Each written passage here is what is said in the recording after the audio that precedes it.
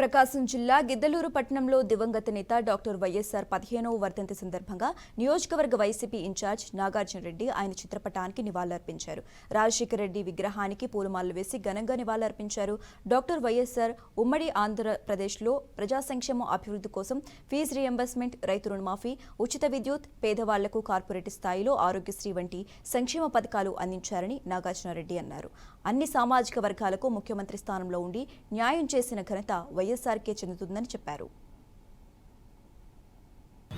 రెండు తెలుగు రాష్ట్రాలు ఆరాధ్య దైవంగా భావిస్తూ ప్రతి ఒక్క సంక్షేమ పథకం, ప్రతి ఒక్క ప్రభుత్వం నుంచి ఏది వచ్చినా కూడా నిష్పక్షపాతంగా ప్రతి ఒక్కరికి చెందాలనే దేశంలో మొట్టమొదటిగా ప్రతి సంక్షేమ పథకం ప్రతి ఇంటికి చేరే విధంగా ఆలోచన చేసి ఆచరణలో మొదటి ముఖ్యమంత్రి డాక్టర్ వైఎస్ఆర్.